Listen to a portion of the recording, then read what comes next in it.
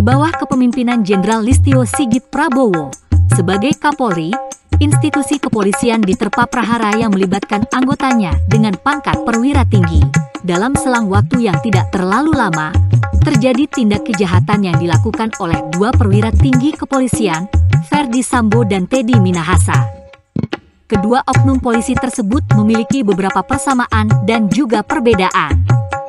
Persamaannya adalah, kedua perwira tinggi tersebut berpangkat Inspektur Jenderal atau perwira tinggi berbintang 2, hanya saja Ferdy Sambo lulusan Akpol tahun 1994, sedangkan Teddy Minahasa tahun 1993.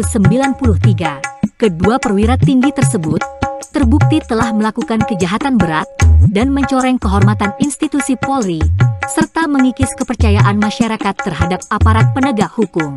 Dalam menjalankan aksi kejahatannya, ada keterlibatan wanita.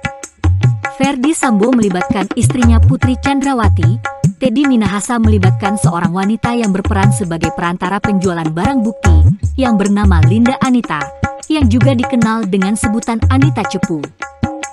Ada isu perselingkuhan dalam dua kasus jenderal ini. Kasus Ferdy Sambo menyangkut isu perselingkuhan istrinya Putri Chandrawati dengan Brigadir Joshua sebagai korban, juga dengan Kuat Maruf sebagai salah satu komplotan Ferdy Sambo.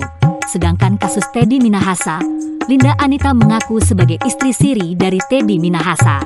Walaupun telah terbukti melakukan tindak kejahatan, kedua jenderal ini selalu berkelit dan berbelit dalam persidangan dan merasa tidak bersalah. Akibat dari perbuatannya, jaksa penuntut umum memberikan tuntutan yang sama untuk kedua jenderal polisi ini, yakni hukuman mati. Itulah beberapa persamaan dari Ferdy Sambo dengan Teddy Minahasa. Dari beberapa persamaan antara Ferdy Sambo dengan Teddy Minahasa, perbedaan antara keduanya adalah, walaupun berpangkat sama, jabatan keduanya berbeda. Jabatan terakhir Ferdy Sambo adalah Kepala Divisi Propam Polri, sedangkan Teddy Minahasa adalah Kapolda Sumatera Barat. Kejahatan yang dilakukan Ferdy Sambo adalah menghilangkan nyawa orang lain, sedangkan Teddy Minahasa adalah menjual sebagian barang bukti berupa barang haram dan terlarang, yakni narkoba jenis sabu. Kejahatan yang dilakukan, selain dipertanggungjawabkan melalui pengadilan umum, kedua jenderal bintang 2 ini menjalani sidang kode etik di kepolisian.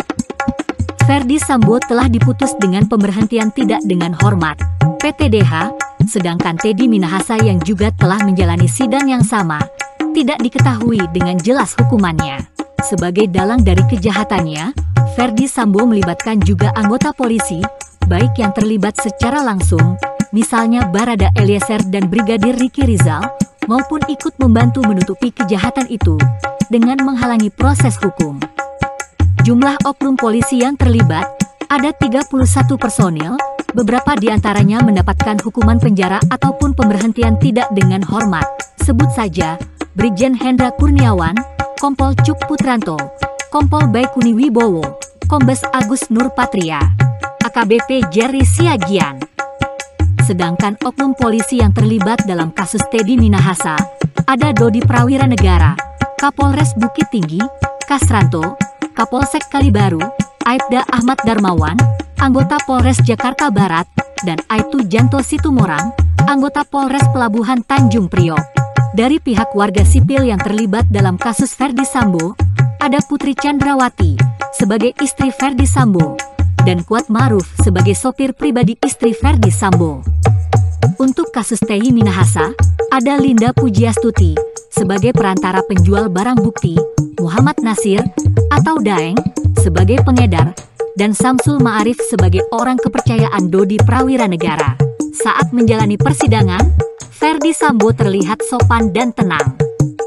Sedangkan Teddy Minahasa sering terlihat emosi dan bersuara lantang menandakan kemarahan. Setelah menimbang berbagai aspek yang terungkap dalam persidangan, akhirnya hakim memutuskan hukuman mati kepada Ferdy Sambo. Hukuman ini sesuai dengan tuntutan jaksa. Sedangkan putusan untuk Teddy Minahasa adalah hukuman seumur hidup, di mana hukuman ini lebih rendah dari tuntutan jaksa. Mendengar putusan hakim atas hukuman yang dijatuhkan, Ferdy Sambo terlihat menunduk dan sedih. Lain halnya dengan Teddy Minahasa yang nampak senang dan tersenyum. Setiap terdakwa berhak didampingi oleh pengacara. Ferdy Sambo dibela oleh Arman Hanis, pengacara yang juga merupakan teman sekolah Ferdy Sambo di masa SMA, sedangkan Teddy Minahasa dibela oleh pengacara kondang Hotman Paris. Sebagai abdi negara, gaya hidup dua perwira tinggi Polri ini ternyata memiliki selera yang tinggi untuk bidang otomotif. Kalau Ferdy Sambo gemar mengendarai mobil Sultan dengan merek Lexus, Teddy Minahasa lebih memilih motor Harley Davidson yang harganya selangit. Dua perwira tinggi kepolisian yang sebelum tertimpa kasus pidana memiliki jenjang karir yang moncer, juga berwajah tampan.